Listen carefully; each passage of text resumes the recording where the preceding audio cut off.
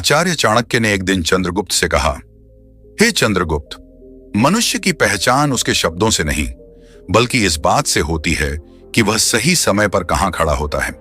कुछ ऐसे अवसर होते हैं जहां निमंत्रण की प्रतीक्षा करना बुद्धिमानी नहीं बल्कि अपने कर्तव्य से पीछे हटना होता है।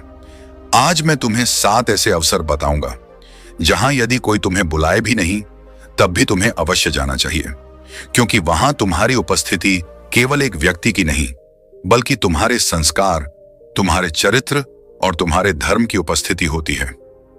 नमस्कार दोस्तों, आप सभी का स्वागत है। यदि आप जीवन को नीति, ज्ञान और संस्कारों के आधार पर सफल बनाना चाहते हैं तो इस वीडियो को अंत तक अवश्य देखिए। और यदि आपको आचार्य चाणक्य की शिक्षाएं पसंद आती हैं तो कमेंट में जय चाणक्य अवश्य लिखिए। तो आइए आरंभ करते हैं। पहला स्थान, जहां कोई संकट में हो। आचार्य चाणक्य बोले, हे चंद्रगुप्त, सुख के समय हर व्यक्ति साथ खड़ा दिखाई देता है, लेकिन विपत्ति के समय जो बिना बुलाए पहुंचता है वही सच्चा अपना कहलाता है। यदि तुम्हें पता चले कि तुम्हारा कोई मित्र, पड़ोसी या संबंधी कठिन परिस्थिति से गुजर रहा है तो निमंत्रण की प्रतीक्षा मत करना। हो सकता है उसके घर में बीमारी हो, आर्थिक परेशानी हो या मन टूट चुका हो। ऐसे समय में तुम्हारे शब्दों से अधिक तुम्हारी उपस्थिति उसका साहस बन जाएगी। याद रखना, दुख बांटने वाला व्यक्ति जीवन भर भुलाया नहीं जाता। दूसरा स्थान, गुरु का आश्रम।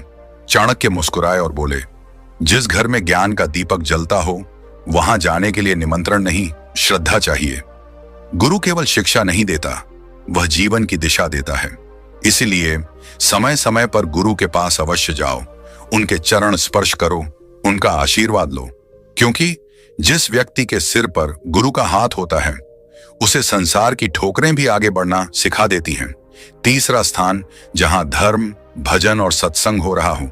हे चंद्रगुप्त, मनुष्य का शरीर भोजन से जीवित रहता है, लेकिन आत्मा सत्संग से जीवित रहती है। जब कहीं भगवान का नाम लिया जा रहा हो, भजन हो रहा हो या किसी संत का प्रवचन चल रहा हो तो बिना बुलाए वहां अवश्य जाना, क्योंकि सत्संग में बिताया गया 1 घंटा कई वर्षों की भटकन समाप्त कर सकता है। चौथा स्थान, माता पिता का घर। आचार्य बोले, हे चंद्रगुप्त, जिस घर से तुम्हारे जीवन की शुरुआत हुई उस घर का दरवाजा कभी पराया नहीं होता। आज लोग दुनिया जीतने निकल जाते हैं लेकिन माता पिता से मिलने का समय नहीं निकालते। याद रखना, जो अपने माता पिता को भूल जाता है उसकी सफलता भी अधूरी रह जाती है।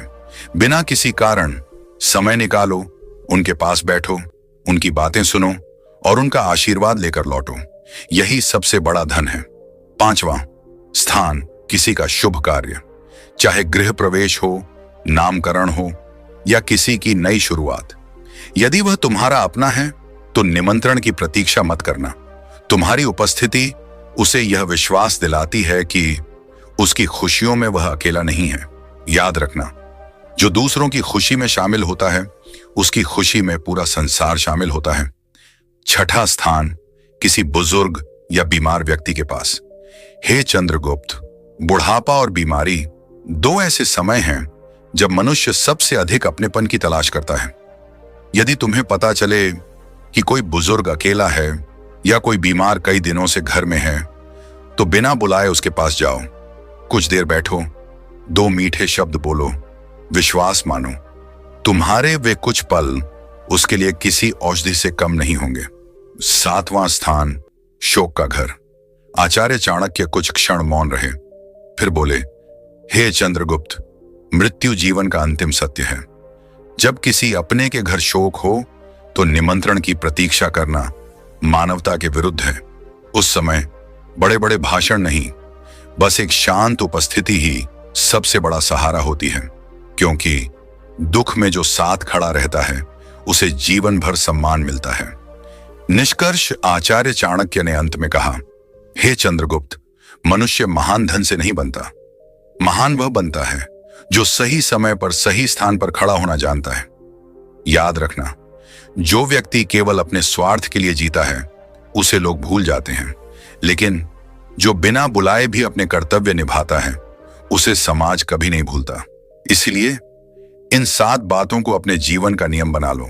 देखना, तुम्हारे संबंध मजबूत होंगे, सम्मान बढ़ेगा और जीवन में सच्ची सफलता स्वयं तुम्हारे पास आएगी।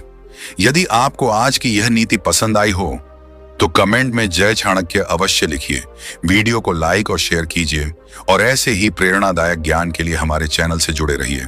धन्यवाद। AUM तत्सत।